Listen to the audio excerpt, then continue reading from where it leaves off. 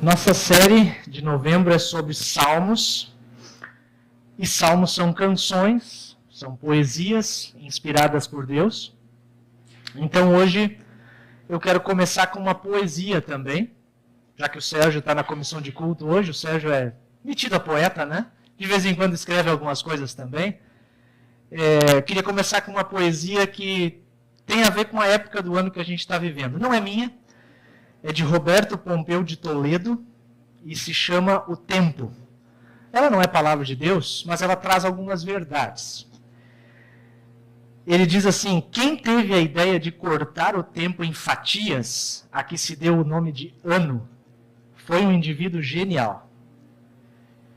Industrializou a esperança, fazendo-a funcionar no limite da exaustão. Ele continua: 12 meses dão para qualquer ser humano se cansar e entregar os pontos. Aí entra o milagre da renovação e tudo começa outra vez, com outro número e outra vontade de acreditar que daqui para adiante tudo vai ser diferente. Já tinha ouvido essa poesia? Ele está vivo ainda, o Roberto Pompeu de Toledo. É um jornalista, escreveu algumas vezes já em jornais de grande circulação. De certa forma, essa poesia reflete um pouquinho da nossa esperança. Porque quando a gente chega no final do ano, parece que a gente está chegando no nosso limite. Só que aí uma nova esperança surge no nosso coração de que, virando o ano, tudo vai ser diferente. E tudo vai ser melhor. A maioria de nós nutre uma esperança assim. A gente até costuma dizer, ano novo.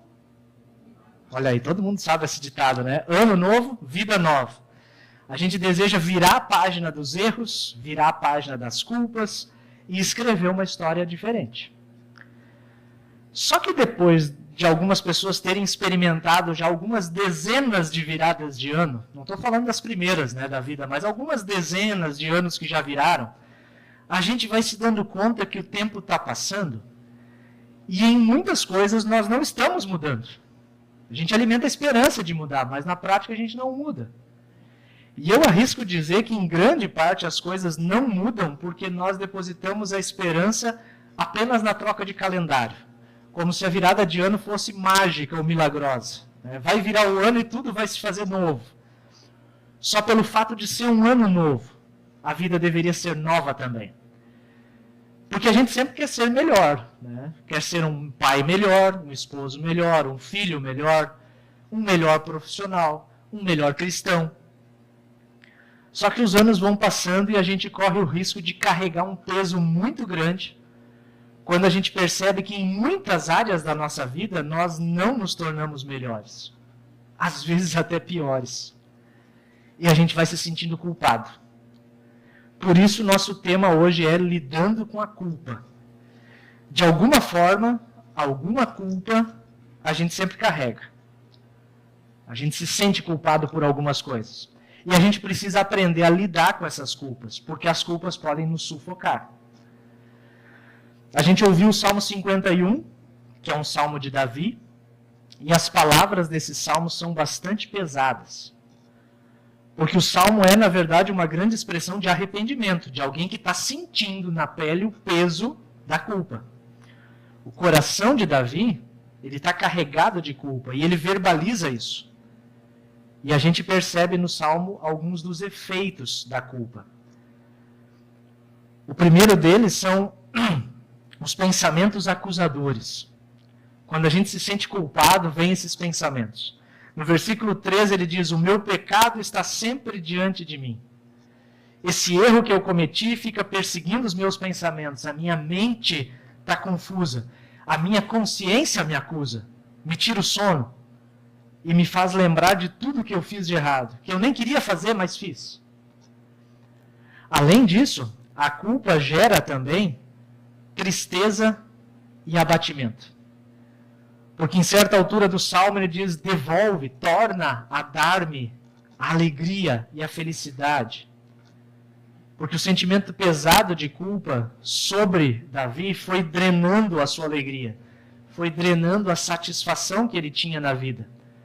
e ele se sente adoecido, porque ele não consegue lidar com a culpa que ele carrega. Um outro efeito da culpa é o medo das consequências. Davi diz a Deus: não me expulses da tua presença, nem tires de mim o teu Santo Espírito. É como se ele estivesse dizendo: Senhor, eu estou vendo a minha culpa, mas não me rejeita, não me joga fora. Eu estou com medo de perder esse relacionamento tão precioso que eu tenho contigo, porque eu te ofendi com o meu pecado. Não tira de mim o teu Espírito Santo. Não permitas que eu caia da fé. Davi está com medo das consequências daquilo que ele fez. E a gente muitas vezes se pega do mesmo jeito. Fazemos escolhas, né? Agimos de determinada forma e ficamos com medo de perder alguém ou alguma coisa que a gente ama. Porque nós pisamos feio na bola e agora a gente está se sentindo culpado. Está começando a dar uma microfonia. Só desliga os microfones ali. Eu acho que um deles deve estar ligado. Aí para. O Salmo 51, ele nos ensina a lidar com a culpa. E desse salmo, como está bastante calor hoje, eu separei só 2 verdades. Né? Geralmente o pastor está 3 partes. Né? Eu olhei a previsão do tempo, vai estar quente. Se tiver desligado, está ótimo. Tá todos desligados? Então tá. Então talvez seja o meu microfone mesmo, que eu falo um pouquinho mais baixo. Destacar desse texto 2 verdades que nos ajudam a lidar com as nossas culpas. E a primeira delas é: não existem pessoas perfeitas. O Salmo diz: eu conheço bem os meus erros, o meu pecado está sempre diante de mim. Contra ti eu pequei, somente contra ti, e fiz o que detestas. Tu, Senhor, tens razão quando me julgas. Tu, Senhor, estás certo quando me condenas. Eu tenho sido mau desde que nasci, tenho sido pecador desde o dia em que fui concebido. Esse salmo foi escrito por Davi. E a gente se pergunta: quem é Davi? Né? Por que ele está dizendo tudo isso? Ele é apresentado na Bíblia como o homem segundo o coração de Deus. Já ouviram essa expressão? Davi é o homem conforme, segundo o coração de Deus. Nós conhecemos o rei Davi como o corajoso pastor de ovelhas, na juventude, né, antes de se tornar rei. Foi o que matou o gigante Golias, quase 3 metros de altura, o único que se ofereceu para lutar contra Golias, venceu com uma pedrada bem no meio da testa. Davi foi o 2º rei de Israel, grande poeta, quase metade do livro de Salmos é atribuído a Davi, sabia? 150 salmos, provavelmente 74, se não me engano, 75 seria metade, né? Se atribui a Davi. Grande compositor cristão. Deus usou Davi para falar com o seu povo de todos os tempos por meio da Bíblia. Era músico, tocava harpa como ninguém na sua época. Eu ia brincar se o Estevão estivesse aí, né? Eu ia dizer que era o Estevão no cello e o Davi na harpa, né? Não tem erro. Só que o título do Salmo 51 traz uma informação bem importante para nós. Alguns salmos têm títulos. Esse tem, em hebraico. E ele diz: Salmo de Davi ao regente do coro, escrito depois que o profeta Natã falou com Davi a respeito do pecado que este, Davi, havia cometido com Batseba. Batseba é o nome de uma mulher. Esse salmo é um dos que tem título. E o título nos dá um pouquinho do contexto de como esse salmo foi composto. No meio desse salmo tem um pecado envolvido. E a história desse pecado não está aqui no salmo, mas se você tiver sua Bíblia, ou até com mais tempo depois, você abre em 2º livro de Samuel, capítulos 11 e 12, tem a história completa do enredo que aconteceu para esse salmo surgir. 2 Samuel 11 e 12. Eu não vou conseguir dar todos os detalhes aqui. Você pode abrir com calma depois para conhecer melhor essa história. Mas resumindo a história de como o salmo chegou. Lá conta que Davi deveria ter ido para a guerra. Era a época dos reis irem para a guerra. Não foi. Ele se deu férias. Ele mandou os comandantes e ficou no palácio. Aí sabe como é que é a cabeça ociosa, né? De férias. Lá em 2 Samuel 11 diz que ele acordou numa tarde. Aí imagina, para você acordar de tarde, provavelmente a noite foi longa, né? Ele era rei. Acordou já de tarde, estava andando pelo terraço do palácio, a parte mais alta, via todos os vizinhos, né, as casas dos oficiais moravam perto, quando ele viu uma linda mulher tomando banho. Nem deveria estar olhando uma coisa dessa, mas olhou. E gostou do que olhou. Se interessou, mandou perguntar quem era. Descobriu que essa mulher era casada com um dos seus oficiais. Um dos oficiais que estava na guerra, que ele deveria ter ido. A cobiça bateu na porta do Davi. Davi abriu a porta. Da cobiça passou para o adultério. O adultério gerou uma gravidez indesejada. Para encobrir a gravidez, surgiram mentiras, tentativas de se esquivar das consequências, e nenhuma delas deu certo. Até que Davi mandou deixar o marido daquela mulher, seu oficial, com quem ele tinha um relacionamento, bem na frente da batalha, e quando o inimigo atacasse, a ordem era o exército recua, deixando que aquele oficial morresse, matando o marido da amante.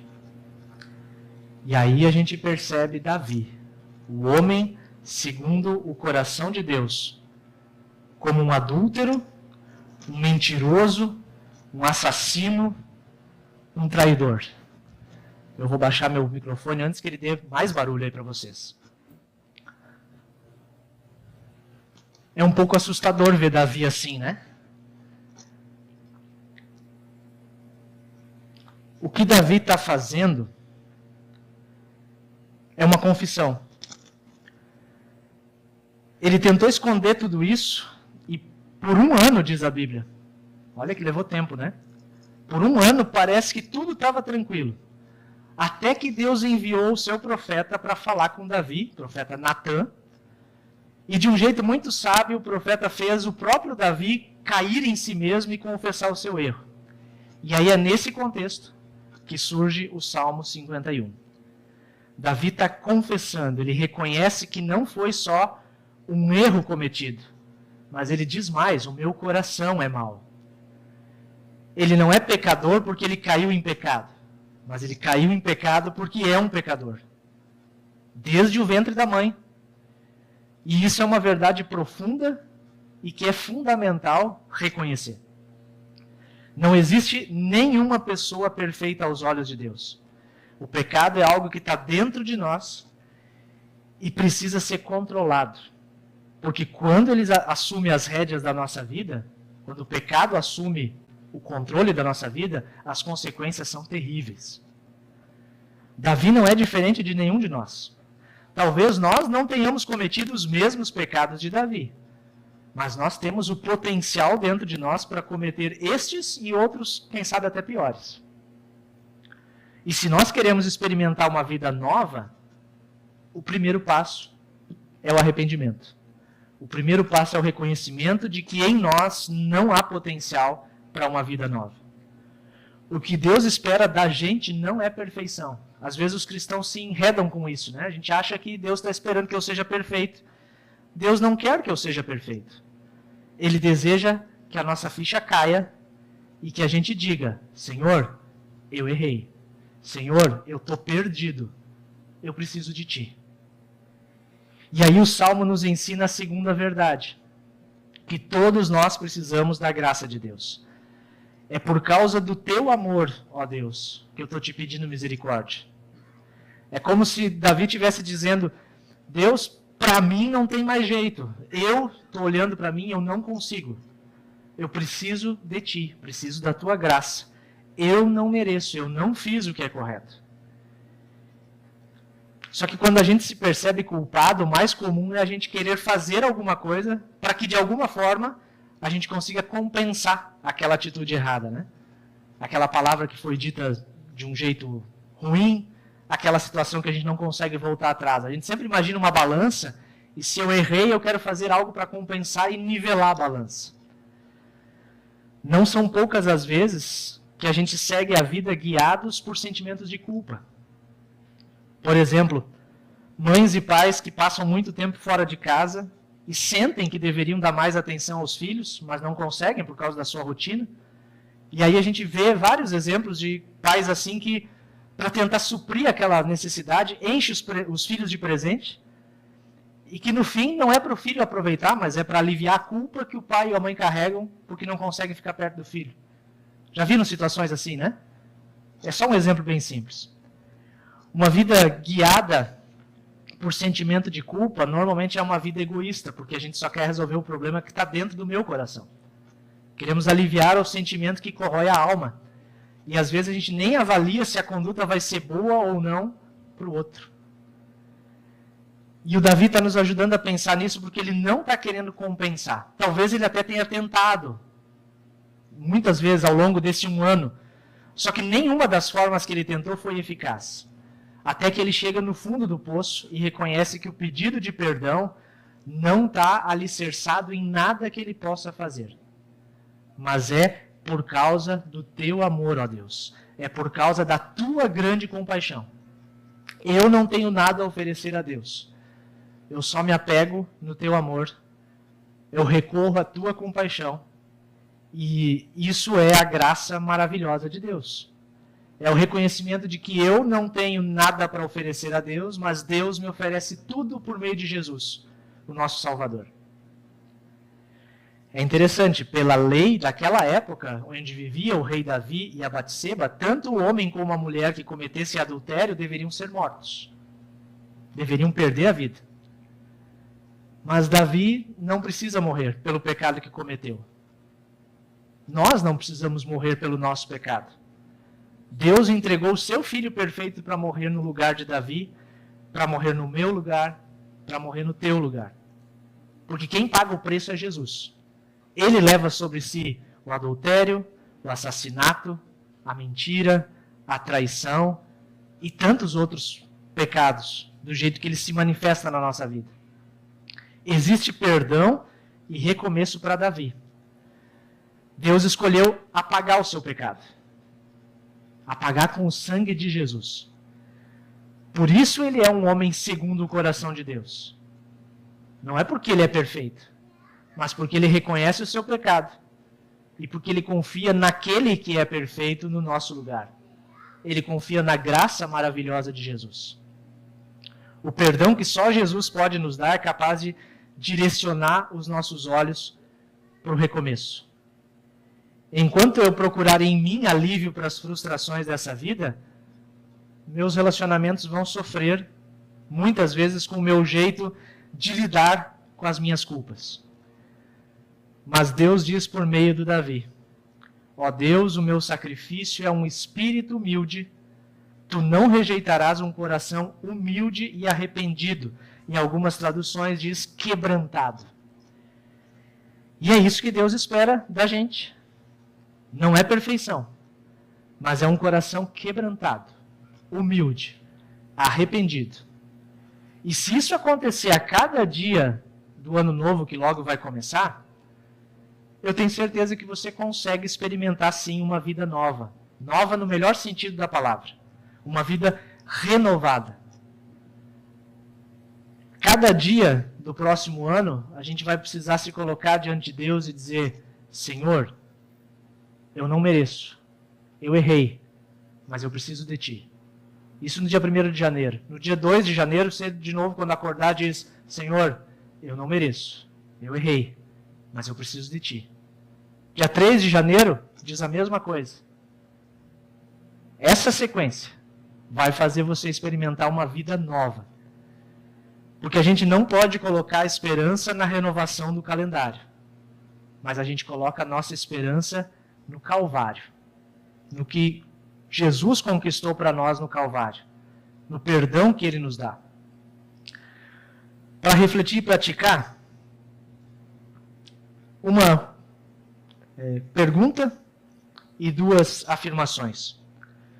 Existem culpas que estão remoendo dentro de você? Às vezes a gente não tem nem coragem de contar para alguém aquilo que incomoda dentro do nosso coração. Mas é importante confessar essas culpas. Se possível, com alguém da sua confiança. Ou um pastor, um psicólogo, alguém, um cristão mais experimentado em quem você confia. Se não é possível, pelo menos coloque diante de Deus, então. Verbaliza isso.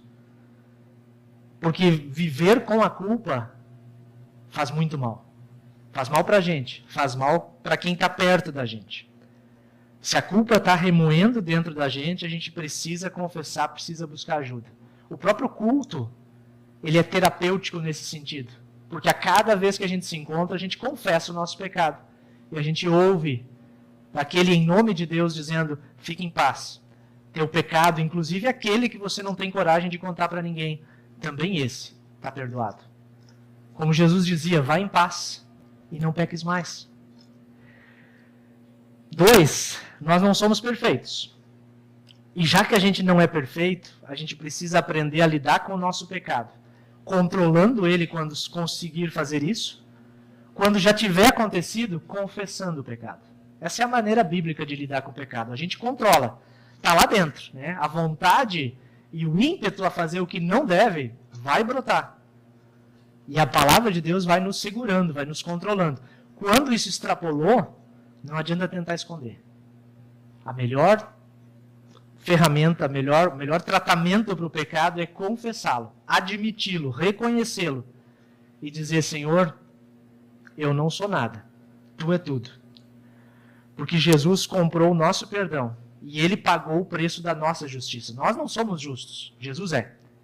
E agora, cobertos pela sua graça, assim como Davi, que acerta e que erra, nós também somos homens e mulheres segundo o coração de Deus. Não é exclusividade do Davi. Nós também. Somos assim, pecadores perdoados. Quem não crê em Jesus é só pecador. Quem crê em Jesus continua pecador, mas tem o perdão declarado por Deus para cada um de nós. Amém.